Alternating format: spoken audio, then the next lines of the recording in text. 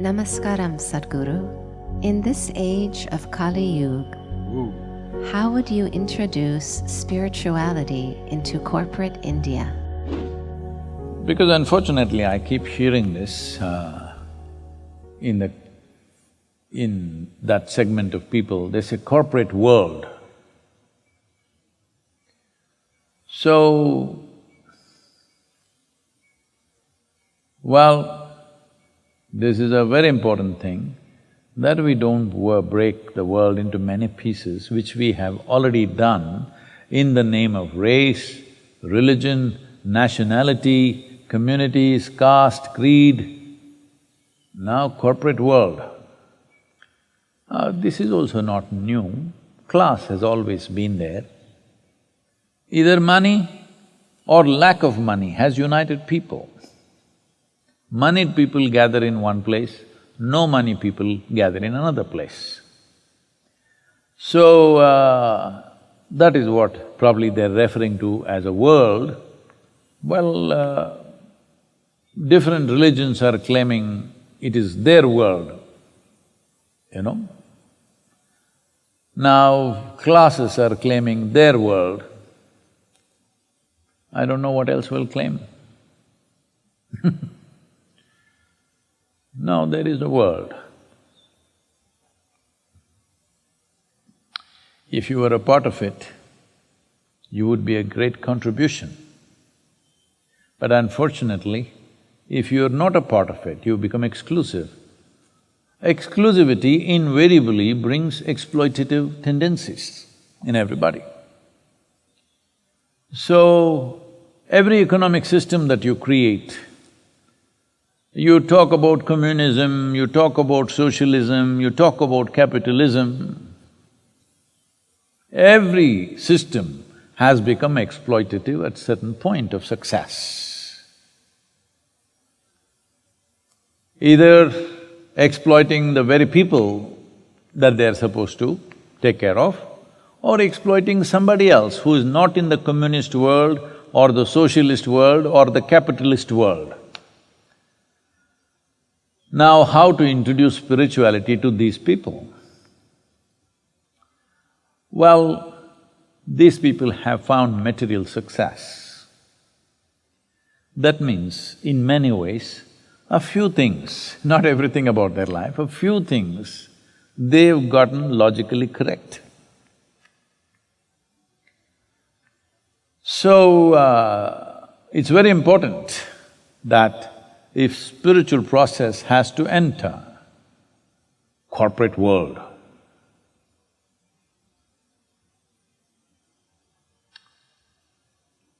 it has to be logically correct.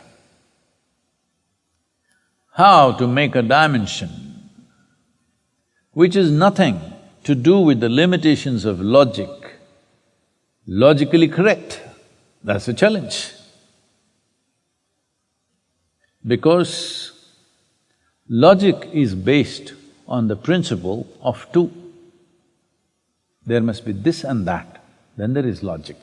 There must be high and low, then there is logic. There must be you and me, then there is logic. Now you're talking about a dimension where there's only one number, either 1 or 0. In many ways, spirituality is a zero-sum game because it's one big whole. Who is here to cut this? This is not your birthday cake, to cut it into many pieces and serve it to people.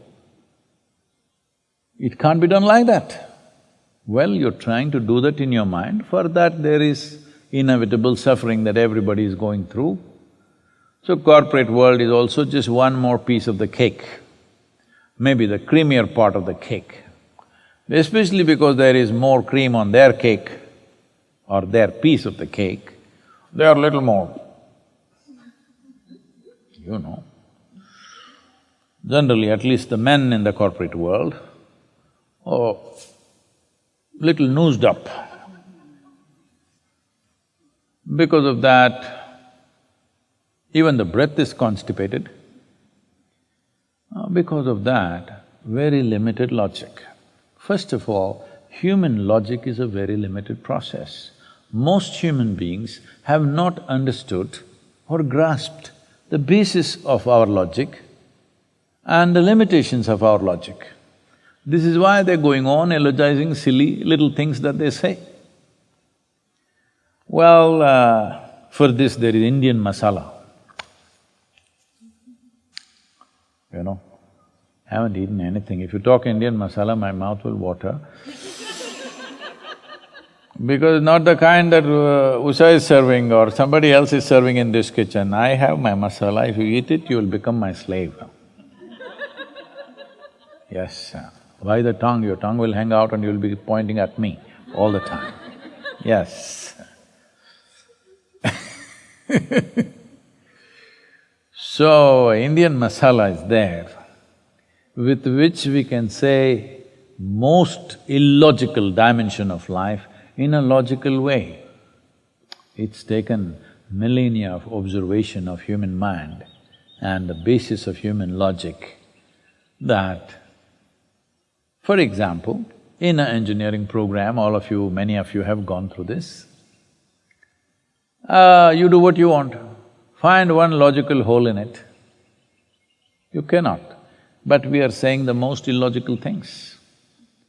Because life is not contained in logic. Life contains logic as a part of itself. But you cannot contain whole life into the logical process that happens in your mind. This is the big investment that the Western cultures have done, that they've invested too heavily in their own logic. They believe their logic will take them to the ultimate. No, for the first time, the physicists in the world, the top physicists in the world are admitting, we shall never know because we don't have instruments to know. This is a clear admission that human logic cannot go beyond a certain point. It has its limitations. But this limited logic, we hash it up with Indian masala and use it to express the most illogical dimensions of life. I must tell you this.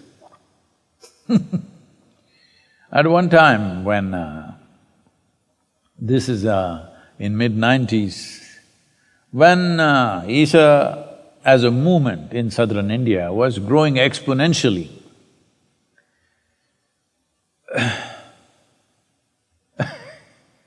so, for the local people in Tamil Nadu, I'm somebody who landed up from somewhere, who doesn't know a word of Tamil, but bullying them with their own language, or saying all kinds of words which don't belong to Tamil but conveying what I want to convey.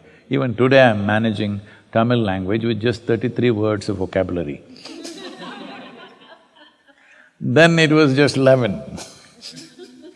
So saying all kinds of things, but it was logically correct. So they were taken by it and it was just growing. The state government got little nervous, who is this guy? He just anywhere he goes, thousands of people gathering, what's happening? Is he going to start a new political party? Is he going to contest elections? All these kind of things came up. So it seems they sent some intelligence officers to our programs. Maybe here also, I don't know if you're FBI. So they came and they did the inner engineering program, then unfortunately they got into the Bhava-Spandana program, and the horror of horrors, they got into the Samyama program. And then they submitted a report. After almost 2 years after this report was submitted, we found some access to the report because we didn't even know such a thing had happened. So these guys who reported, to put it in a brief form, they said, this first program is very good. You know what they mean. What they mean is, it's logically correct. Second program is little crazy, but all right. Third program, this must be banned. Because without doing anything, they're just sitting there and going crazy.